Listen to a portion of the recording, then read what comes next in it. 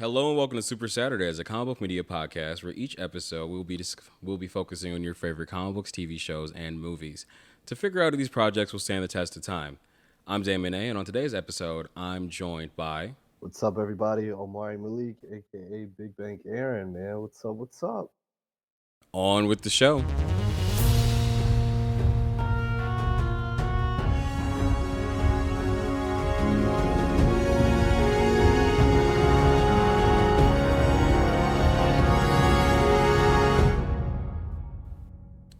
Okay, so before we get into our interview, Omari, I got a couple of questions for you. I'm Hmm. gonna just give up some random news things that's happening within the comic book world, and I just want to hear your quick thoughts on it. Yeah, for sure. So, first things first. Have you been watching My Adventures with Superman? So I'm guilty of not watching it. I'm a habitual binger, so I'm waiting for it to finish before I jump into it. I will say though, I've become a Superman fan in my older age. Didn't like the Boy Scout. Always been more of a Batman fan, but I love Superman and Lois. Like I just finished season 3, so I'm hoping to jump into it. I'm hearing good things. Hearing good things though. Honestly, you're ahead of me when it comes to Superman and Lois. I dropped out like halfway through season two, even though it's great as hell. And in all honesty, I'm a little taken aback by how this is a CW show, yet they have the budget to make it look like a movie. See, I'm a CW apologist. Like I kind of love the melodrama. Like I can't lie. Like a lot of people hate the stuff with the kids, but I'm like I love it. I love the fact that they're fighting over the girl. I love everything that's going on. I love it. I like it too. I like it too. I think one of the things that like comic books nowadays, maybe even comic book movies or whatever, is that they're starting to like focus too much on the superheroes. And I think a lot of like the intrigue comes to their everyday life. So adding that melodrama like adds into that. Because I love Spider Man. So like one of the coolest things about Spider Man is that like Peter Parker is messy. He Yeah, it's literally a drama. Like Peter yeah. Parker's the nerdiest ladies man in the world, Mm-hmm. and I love that sort of stuff. Like I'm even a person. I love Naomi. Like people trash Naomi. I loved every minute of it. I was like, this is corny. It's terrible. I love it. Give me another episode. I never watched it. I know that it was like really short lived, but I really wanted to like. I might have to go back and look at it. Yeah, for me, I thought it was cool. I enjoyed it. Like, definitely had it. It was one of those things where I don't want to say it was in name only because obviously it played up on a lot of the superhero elements, but it was one of those things that was just like so CW, but like so good at being a CW thing that it's like it could have taken away all the DC comic stuff and I still would have watched it. Okay, okay. All right, so got one more news roundup piece of information. What's your thoughts on the information about Iman Vanelli being the new writer for Ms. Marvel, being the co-writer and everything for her? I'm open to it, man. I won't lie. I am a bit burnt out on like the cheesiness of her dying in a Spider-Man book where she wasn't like even barely being mentioned in the Spider-Man book. And I have this weird like annoyance with like promotion where it's like we saw she died 2 weeks ago and then we got promotion for the to return book like Mm-hmm. within the same month.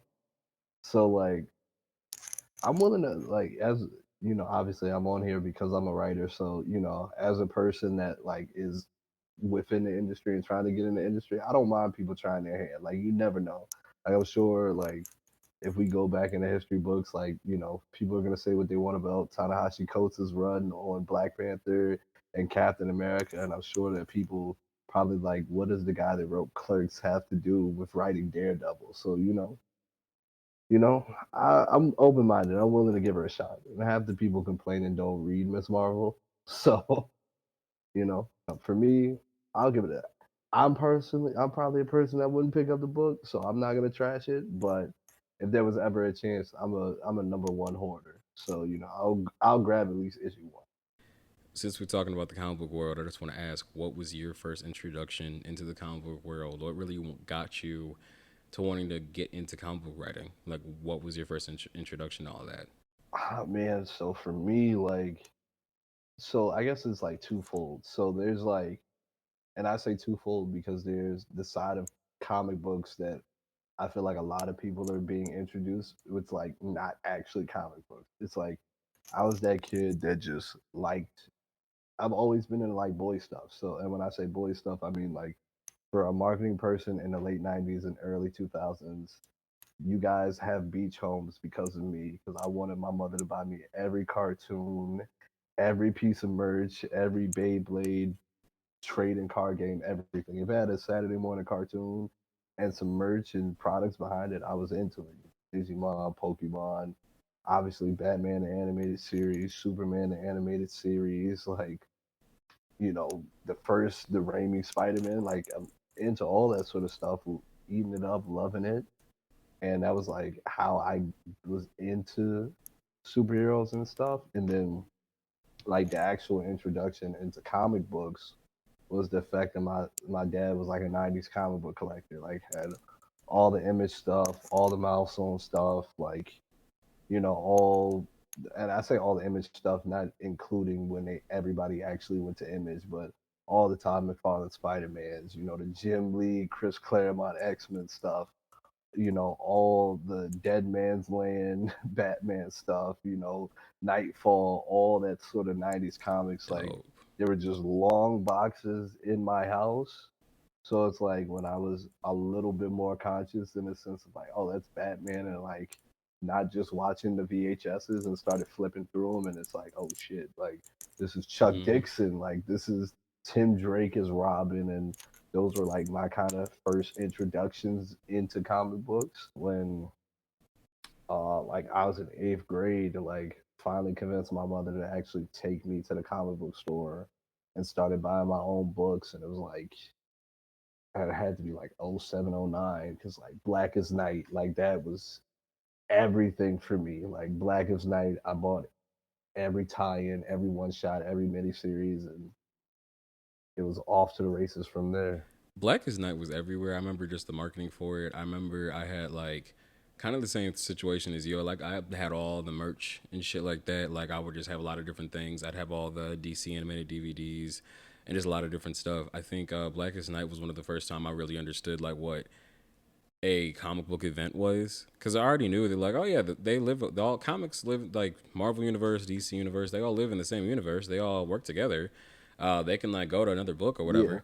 But I never understood that like, oh, these are like event titles and everything. Like Blackest Night was one of the most epic ones I had a time to look at.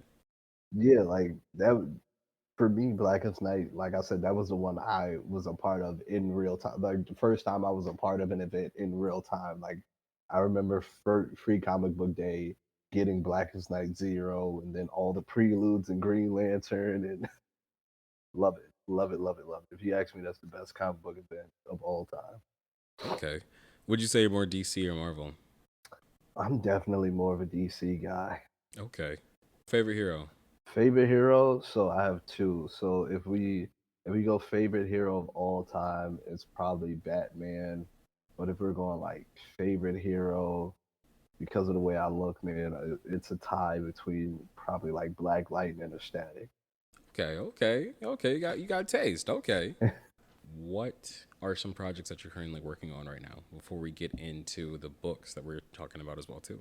Yeah. So currently working on right now, like I'm in the process of, I guess without doing a short intro, obviously I'm here because I run my own publishing company, BlackTooth Publishing. So even though I do write comics, like it's a publishing company first and foremost. So I'm working on a novel right now.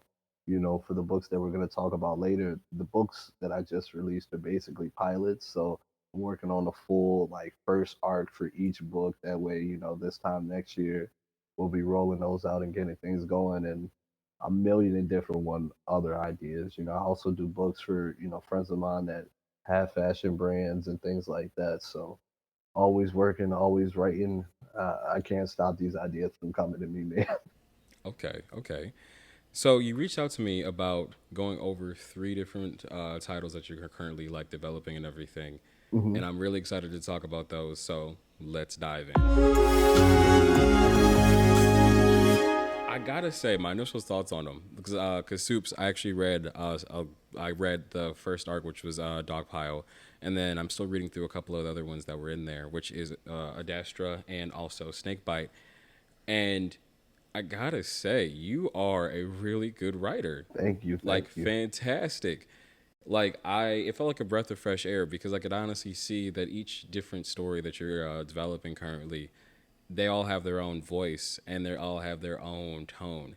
I know sometimes writers they have a hard time of like having something feel separate, but they all felt separate within their own little worlds almost. And it was really fun to really watch you work on that. My question is how were you able to develop those different voices for each work? I know that like the art helps, but like even in the writing, like you kind of changed it up between the three. So for me, that's like, so it's so funny because it's like I'm very calculated in the sense of like I've always wanted to do comics, always been into it, but having parents from the South and not realize, and not to say that they didn't necessarily support it, but having it not be the most practical thing when your son that's in a hardcore punk and plays guitar tells you that either he wants to be a guitar player or a comic book writer, like rightfully so, they told me to like have a practical thing and like go to college and stuff like that. So I went to business school and I am thankful for that because it helped me be methodical about a lot of things and what I wanted to do, and from being a person that's into music and obviously understanding business and just being a comic book fan, I wanted to make sure when I came out that because I had so many different ideas and was into so many different things, that I wanted to present myself in a way where it's like, no, I can do this.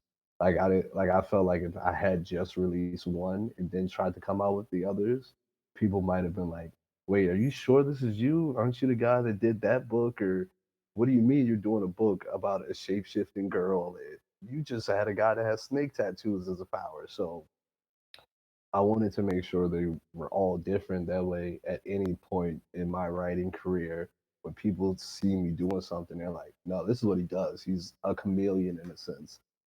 So it's that, and then like actually sitting down and just like really trying to peel back the layers of what each character represented, like in the inspiration behind them. So for Adastra, that's inspired by my college girlfriend, my ex girlfriend. Shout out to her, and then my little sister. They're both Geminis. And my little sister, I saw her go through a bunch of phases of like finding herself and kind of not knowing really what she wanted to do and being into different things. And my college girlfriend, she was an overachiever, man. She used to write half my papers. She was, a journalism major that was also a government and politics major that was doing a bunch of different things, and kind of understood watching people watching them and seeing how they interacted and kind of relating to that and being able to put that into it, for that was me when I was for that's the main character of Snakebite. That was me and my friends when we were at that point in our life where we had to decide whether or not we were gonna gang bang or if we were gonna actually stay in school and do the right thing. And that's kind of what we dealt with, being urban kids, like having the opportunity to do the right thing. But then it's like, you see the older dudes, everybody's starting to smoke weed for the first time, starting to hang out for the first time and not listen and remembering what that time was like and like remembering, some of the code switching we're doing and all that sort of stuff and that tangle and just like really keying into that. And then for Daquan, the main character Dogpile, that voice is identifiable, just being kind of getting out of college and coming back home and being lost, or like not being connected to the place you used to be or the people you were really there for, and just kind of having that guide map of writing out everything that I want the character to stand for, identifiable words, and just kind of locking in and writing and rewriting and trying to commit to this and wanting to put the best product forward. Wow. Like honestly, you hopped ahead a lot of my questions that I had, Listen, we but could go back, honestly, man. I'm here. I'm here. no. It was really good hearing you talk about that. Actually, I was gonna ask you what were some inspirations for the different characters. Like you already touched on Adastra's. It was your sister and an ex girlfriend of yours, and then with Snakebite, it was you and your friends at a certain time. Maybe let's talk a little bit more about Dogpile. Yeah, Like, what really like? How did you come up with the idea to come up with Quan and these different dogs who are not pets? yeah, it's a big But point. yeah, So for that, I wanted to. Everybody wants to have a team book, so I wanted to have a team book, and I just wanted it to center around a guy that a lot of people could relate to in a sense of like, you know what you want to do, but you're not sure of how to get there. Like I feel like that's just such a young adult thing, just a person thing in general, where Daquan has this overwhelming feeling of like, oh, I want to help, I want to do this, like I'm being called to do this, but then not really sure how to do it. And also being in a position where, you have people around you that are willing to help you at all times and just have that support system, but then you're still trying kind of to find that confidence and kind of keep everything together because even though you're an adult and you're on your own, we don't always have it together. Like when I was 15, 16, I'm like, oh, when I get in my early 20s, like I'm going to have this figured out. Then I got there and I was like, oh God, I don't know what I'm doing at all. you know ain't that the truth? and and you look around and you're with all your friends and you guys are all fresh out of college or fresh out of high school and you guys are all willing to help each other, but it's like none of us know what we're doing, but we're just trying to figure it out together, almost like I don't want to say like living single or like friends, but those sort of things where it's like you have this community around you that's willing to help, but you guys are still trying to figure it out. You guys are tapping into your powers, and powers, by powers I mean like creative energies, goals, things that you want to achieve and stuff like that. Okay. So my question is also for Dogpile. Like, did you always want this to be a manga, or did you or initially like plot this out as like a traditional comic? Nah, I always wanted it to be a manga because I'm I'm the biggest fake manga fan there is, and the reason why I say I'm the biggest fake manga fan there is because I know how serious it can get, and I'm a person where my favorite manga, my favorite anime is Naruto. And like I'm a big convention guy, so I go to Anime NYC, I go to all these different cons, and you start to talk about anime and stuff, and then it's like people start mentioning stuff. I'm like, bro, I haven't seen it, I haven't read it, like, but like all the major ones, like big into Dragon Ball Z, excuse me, like Demon Slayer. Like I'm starting to get into it.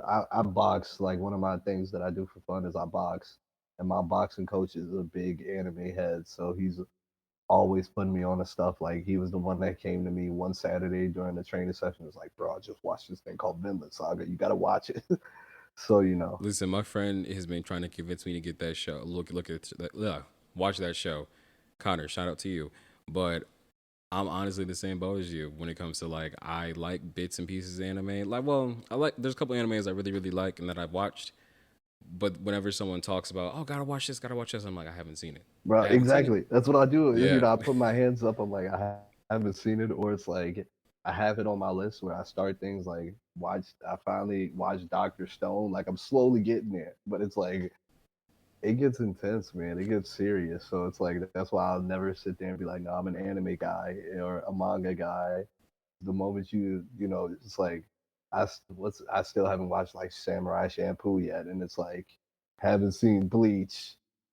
Hey, you know, Have you seen Cowboy Bebop at least? I've seen Bebop. I have Okay, finished good. Bebop. Like you gotta. I love that show you so know, much. finished Bebop. I've watched Akira a few times. Like I'm getting there. Okay. I'm hitting those pinnacles. Slowly but surely. Well, actually, I was gonna ask if you watched Death Note because when I was reading Dogpile, I was getting some of those vibes. I'm not trying to spoil anything for you guys, soups, but No, I haven't watched Death Note, but I'm a big RDC World fan, and Light is uh, like watching Mark play Light on RDC World is like I have to watch this. This is what I mean when I say like I'm slowly getting into anime and manga as seriously as I should be. Like hmm, obviously, like I've watched ALT, like and things like that. Like I've seen a bunch, but you know, gotta get there. okay, okay. So honestly, there's just a couple of different things within the dog pile. I don't want to spoil too much in there because we're just talking about it. But the one thing that I gotta say is I love that the book is just unapologetically black, like especially in Adastra and also Snakebite, and that it was like a breath of fresh air as someone who's also black and shit like that.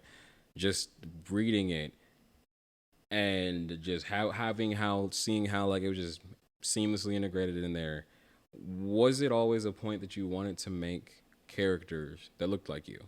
Yeah, that's always, been at the forefront for me of wanting to make characters that look like me and superseding just looking like me, like wanting to make things that were reflective of the way I saw the world or the way that people around me have seen the world. Like I said, I've always been into this stuff, so and I can't lie, like it's beautiful now for people, that we talk about things like representation mattering. Because like when I was a kid, like my favorite season of Power Rangers is still to this day SPD because the Red Ranger was black.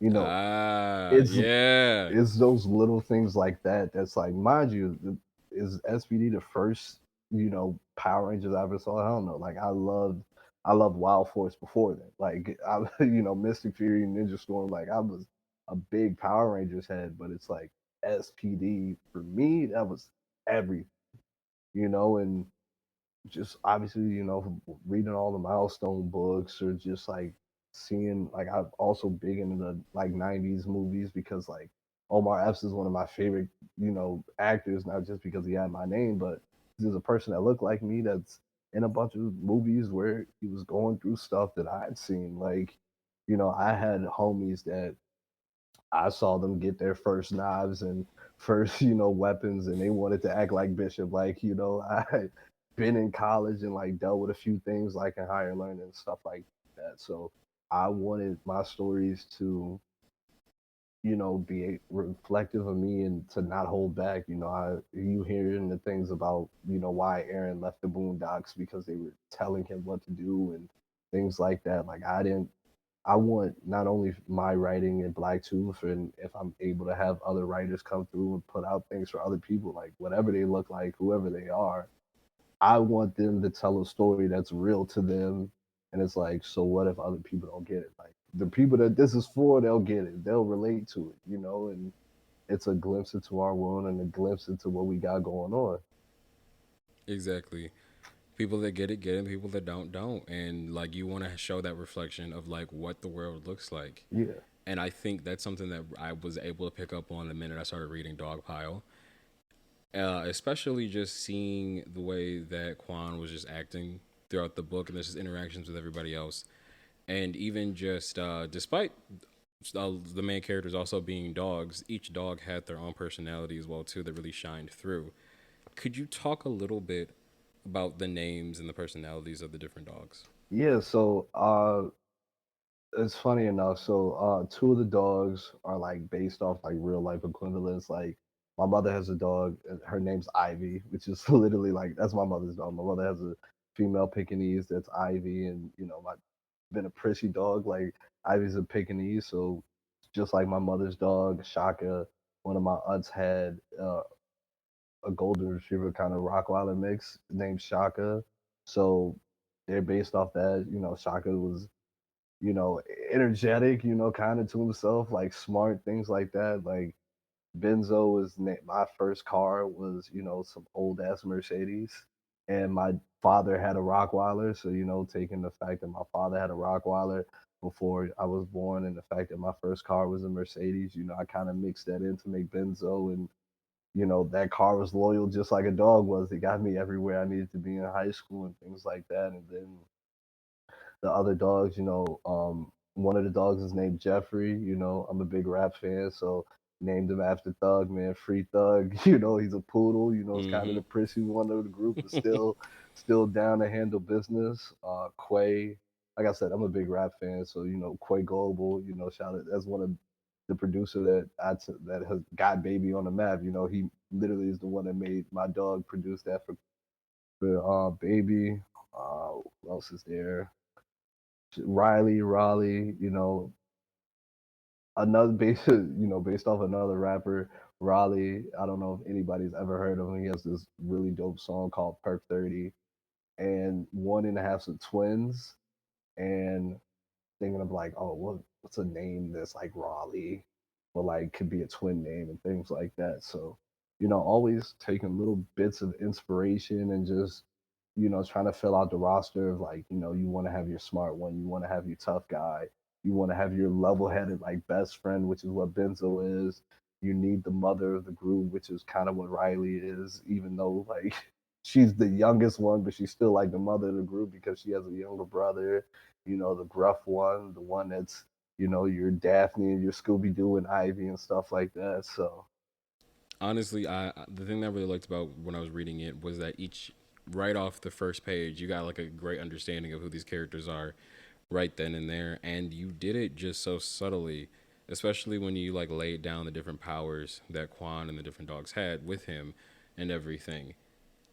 When I was reading it, I was like scratching my head because I'm like, wait, they can do this, they can do that, they can do this, and then you like subtly like started showing the different powers come through. There was the teleportation. There is like a slight telepathy with the dogs where he can like call them and talk to them.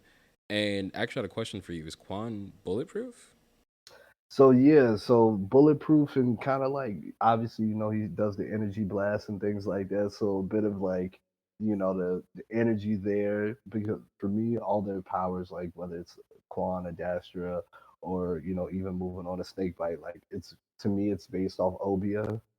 Based off like hoodoo and all the Vadu and African spirituality and magics That's like awesome. that. So that's kind of the lore within Blacktooth, but definitely being bulletproof or if depending on what the plot might entail, we might just call it energy repulsion and whatnot, but you know Okay. he's there to help himself. He's there, to manipulate it. And one thing about Quan that's like people can expect as we go to the full series is he's still figuring out his powers. He had no one to teach him what he's doing. Everything that he knows, everything that he's been able to, bring out of the dogs, that's them through trial and error, getting into different fights, trying to help different people to figure it out. No, I liked how we hopped into the book. Just like it felt like we were watching a TV episode, just watching a regular day in the life of these characters, and we're learning through them learning. That like I just love when writing does that, and I noticed that like you're writing.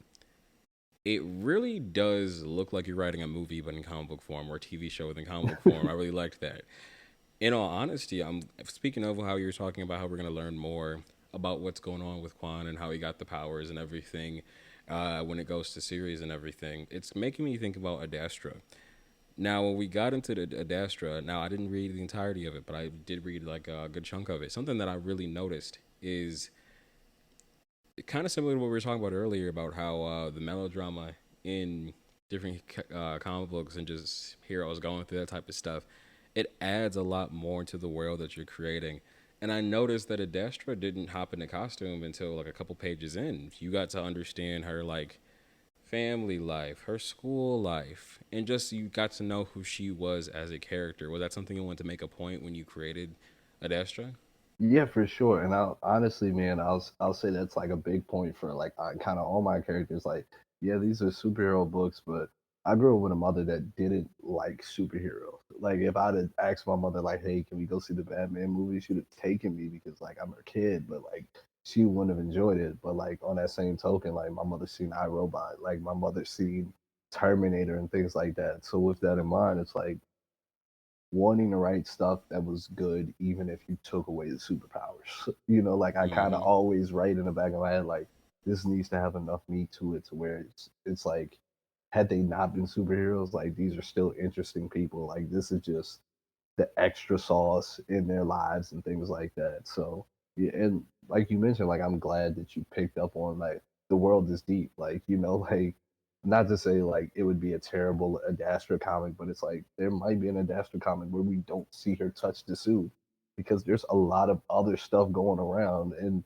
I've also been that like watching different superhero projects or like reading different books as things are getting super good, and then it's like damn it, now we got to deal with the villain of the week. Like, why can't we stay here? Like, this was what was cool, you know? and kind of having those A plots, those B plots, and those C plots like all intertwine and get their time and understanding what's important will be important in that moment, you know? Yeah, it kind of was reminding me of because I'm finishing up the last of Roger Stern's run on Spider-Man from the '80s and everything, Hmm.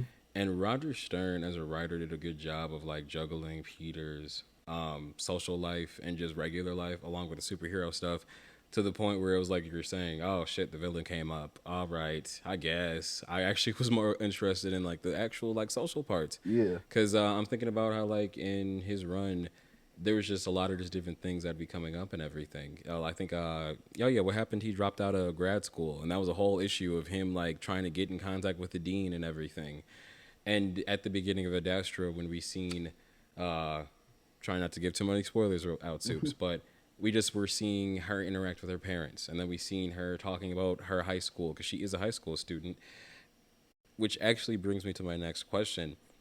I noticed that Adastra has like kind of like early 2000s vibes, yeah, especially with the logo, especially with the art. And it just really made me think of like Kim Possible, a little bit of Proud Family, and maybe like a little bit of Spider Man.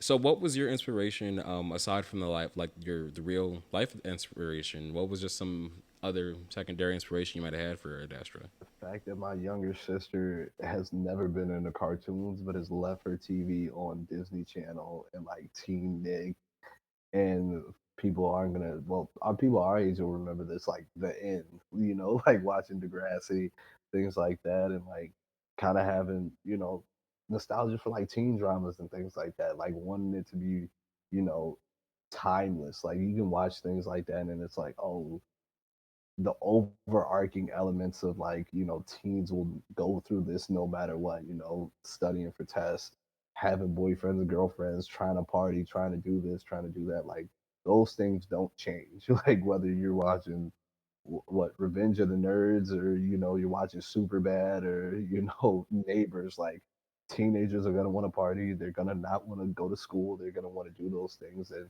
kind of making one of those stories, you know, and like having it be cool, man. Like, even though I did want to watch like Cartoon Network, I can't lie, I was entertained by the Cheetah Girls and That's So Raven and all the Hannah Montana stuff when I was watching it with my sister.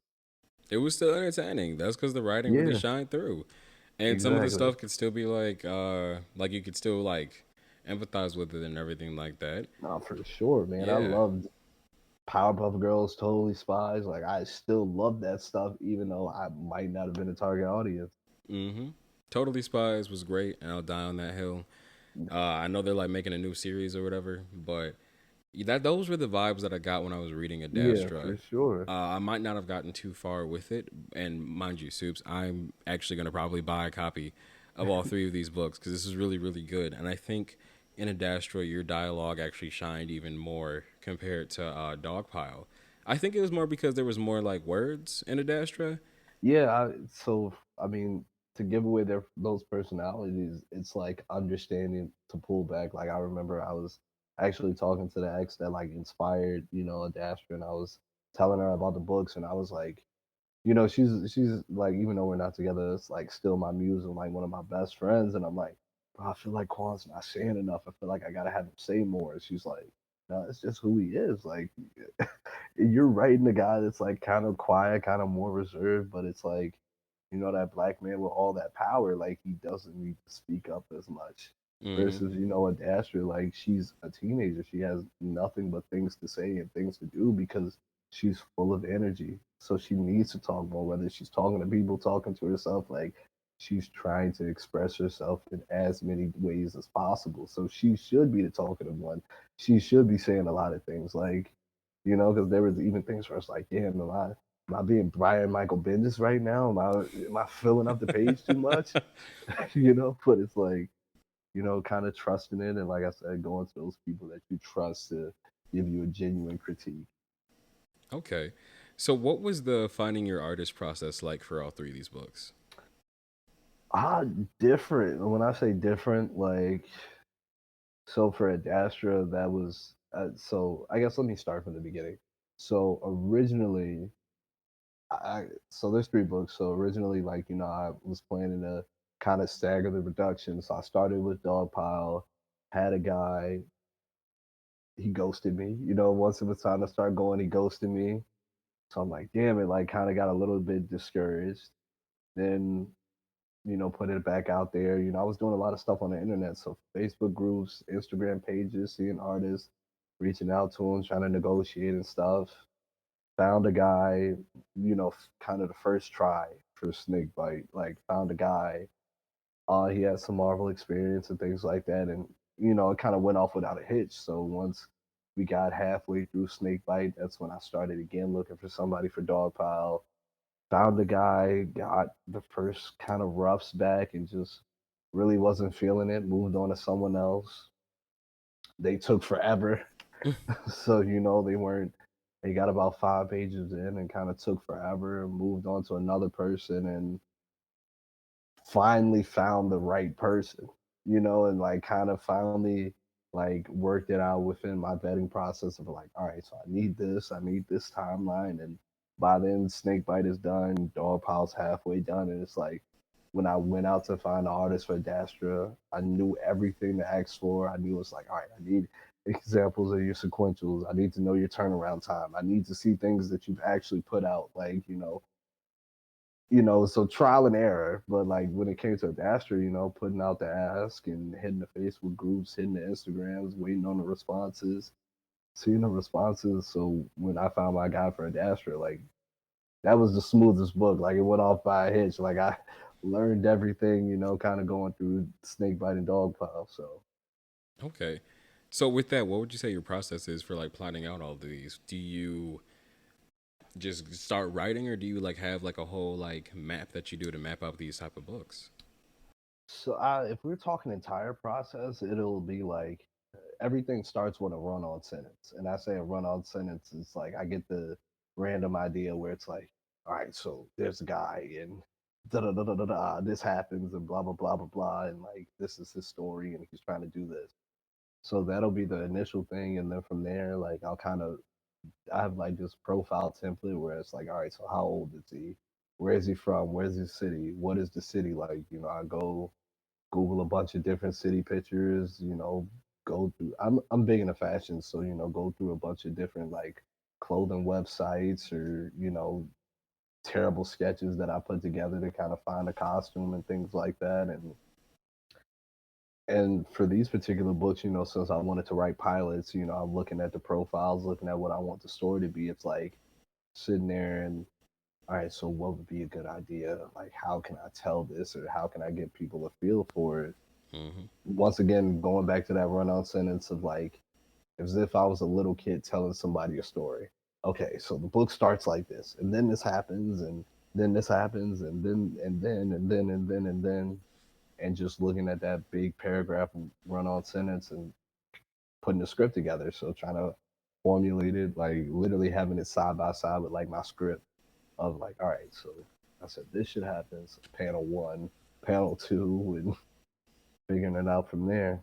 So with that process you were talking about, out of the three of them, would you say Snakebite was the easier one since that was the first one, or would you say that one like would like I know you said it was tricky because of the artist thing and everything, but when it came to plotting out the story, which one was the easiest for you? Yeah, Snakebite's always the easiest one for me because it's like the one that hits me with the most ideas.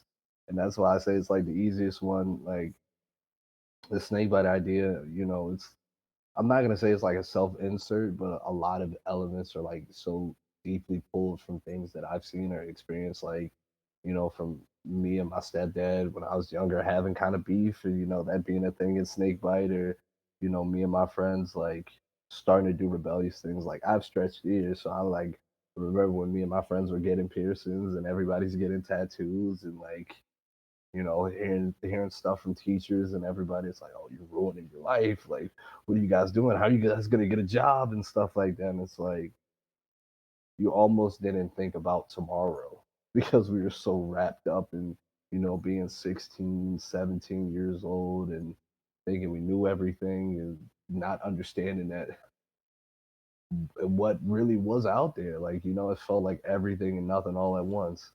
It felt like you were invincible almost, because like you just like it did in a lot of different ways. And it's wild because you feel like you were so much more mature then, and then when you look back at it, you're like, oh, I didn't know shit. Oh, seriously, and it's like it's so, and it's one of those things. It's like as an older person, it's like how scary certain situations were because we weren't factoring all the elements. Like I know if like when people read within the first couple of pages, like there's that moment where he lives I like was taken they're all aback when I death, seen that when he lifted up but the it's gun. Yeah. yeah, but it's like I've seen that happen. Like there were stuff like that was around, and it's like as an adult, it's like damn, like people like this could change everything for everybody. But we were so casual about it. Like, Mm-hmm. people being like, oh, I'm gonna do this, I'm gonna do that, or like if somebody coming here trying this or doing that, it's like, oh, there's serious stuff going on. Like, like going to parties and thank God, but you hear the tragics of like parties getting shot up or like I remember being in high school and telling stories like, yeah, bro, they shot the party, but we had already left by then. And it's like, Just casual. that's serious stuff. Like this is Mm-hmm. like this is very serious, but it's like nah, but yeah, if they have another party, we're gonna go back. Like, no, we shouldn't do this. Like, you know, like it's insane, but it's like that's reality for a lot of people, Mm-hmm. and we never know until it's too late, which is the sad part. And like another part of like why I wanted to show it in the book is like nobody's really freaking out. Like this is just so normal for them. This is just what they deal with, you know? I was liking the fact that O as the main character, he's completely different than Quan and different than Adastra. He has a little bit of attitude, but it feels so real the way that you're writing it. And I gotta say, when you had to sit down and think about who O was going to be, would you say of the three characters, this was a character you put more of yourself in? Because you said you talked a little about how it was you and your friends. That was a lot of the inspiration for that when you guys were younger. When it came to writing Snakebite, did you put yourself in that character? Or did you put like a specific friend in mind when you wrote this character? Yeah, it's a little bit of myself, and I want to say a little bit of myself and a little bit of my friends, and like I like from his supporting cast, like if I was actually to put myself in there, I probably would have been like the Corey of the friend group, like kind of like the leader, the one that's like, all right, man, let's go do this, like let's do this, let's do that, and like having friends that are that were Jalen's that are like maybe we shouldn't, like that's a bad idea. Then having friends that were just like always with it, like they didn't care, like that would be Demario's and be like, what? Who said this? Who said that? We going? Who will tell us we can't go? Who's gonna tell us we can't do this? So it's to make it a well-rounded character and to make it great for fiction. You have to kind of mix all those elements in where it's like even though I might have been the Jalen, my home life was more like an O, where I had a stepdad that I didn't get along with. I was the older one amongst my siblings, but it's like I was going out like, I didn't want to come home when I was supposed to come home, like and doing things like that and having friends that their parents Mm-hmm. didn't care when they came home. So it was nothing for them to go out. Like nobody was stopping them at the door and things like that. So, you think about all those things and you kind of pick and choose what'll work and where to use it and plug it in as necessary. Omari, could you tell the soups exactly what O's powers are? So, like I said, for kind of all my characters and anybody that kind of falls under the BlackTooth umbrella, a lot of the powers are, like I said, Obia based, Vadu based, Hoodoo based, but O gets tattoos. And once, we start the first proper arc outside of the pilot, you'll see him get his tattoos. But O's tattoos, basically, once O gets out of juvenile detention, all his friends, him and all his friends go get tattoos. All his tattoos just happen to give him superpowers. And being that he gets snakes tattooed around his arms, now he has snake powers. So he can turn parts of his body into a snake. He can make the tattoos lift off his body and become projectile snakes. He can, turn into snakes and, shape shift into snakes. And multiply different types of snakes and all types of stuff. So kind of another one like Quan where it's like limited to his imagination or kind of what he can put his energy into or kind of what he can think of. Is there any advice that you have for anyone wanting to get into the same type of industry that you're working on? First thing I would say, man, you got to do it, and people would be like, well, why would you give that piece of advice? It's like I've been drawing and shit since I was like in fifth grade, and like always telling myself I wanted to do it, but it wasn't until the pandemic hit and I was sitting at my job, well, working from home and being like, I really don't want to do this. Like, I really want to jump out of here and like do comics. And, that's when I started buying the how to write comic books and, all those tutorial books of like how to write, how to publish. And, you know, shout out, thank God I went to a bunch of like comic conventions and I met some indie artists and I found a mentor. I was lucky enough to find a mentor, like a guy whose books I had supported, seeing him at a bunch of different cons and knowing he was from New York. Shout out to my mentor Greg Anderson, LSA, and literally just sent Greg an email. Was like, listen, man, I've been reading these books on how to write comics. I don't know what to do. Like I wrote the script. I'm trying to figure out this next part, but had I not taken the step to just do it, I wouldn't have been able to formulate the other stuff, to jump into the Facebook groups, to watch all the different podcasts, from I'll say another shout out to Scott Snyder. I've been a part of his Substack and he even had me on his Substack to talk about one of my books and things like that. So, just putting yourself out there, whether, start to write, you just got to start to do it.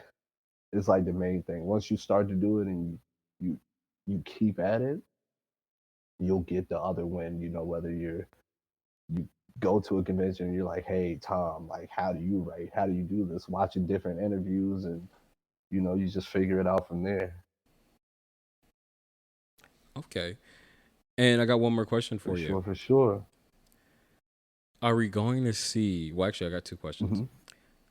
Are we going to see any other heroes or characters under the imprint? Yeah, for sure, man, for sure. Like I said, the next big things are going to be the first arcs for all three books. But if I showed you my notes on my phone, man, we got a lot of stuff coming. Like stuff to where I'm already plotting out ideas of like.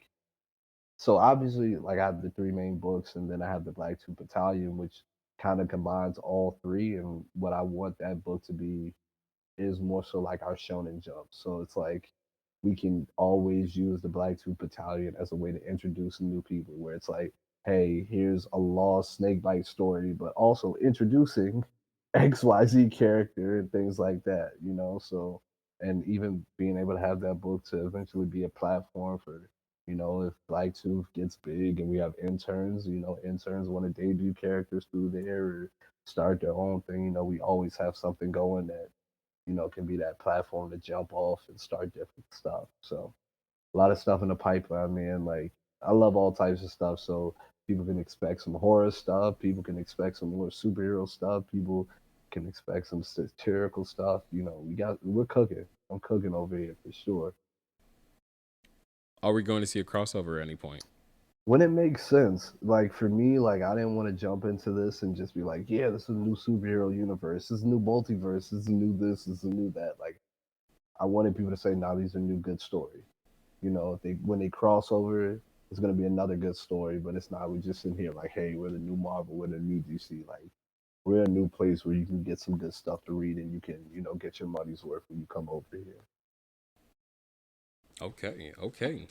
And where can they find these wonderful stories? Well, actually, before you answer that question, I just want to say, Soups, please, please, please go out and buy these. I know that they're on Amazon Yep. currently, and I really liked what I was reading. I do have to finish the what was the Yeah. battalion, the one that had all three of them together. I have to finish that, but after I'm done reading that, I'm actually gonna go ahead and buy them because it was really really good. And I just want to say thank you for hopping on the show, Amari. I really appreciate it. So, where can they find you and find more information about uh, Blacktooth? Yeah. So on Instagram at BlackTooth Publishing, spelled just like it sounds, BlackTooth Publishing. BlackToothPublishing.com, Amazon.com/author/Omari _ Malik. And I'll be sure to provide you with all the links, man. Like I said, digitals are on my website, so BlackToothPublishing.com, and then the physical books exclusively through Amazon. Or you can catch me at a con, man. I'm doing a bunch of cons. Chicago in October, no, Chicago in August, Baltimore Comic Con in September, New York Comic Con in October, to be determined in November, but LA Comic Con in December. We're gonna have a full list of fresh cons for 2024. So you can catch me outside, catch me online. You know, we're here, we're outside. We be everywhere you need us to be. Well, if you ever find yourself at Motor City Comic Con, I am going straight to your booth. Oh, say less, man. Say less, yeah. All right.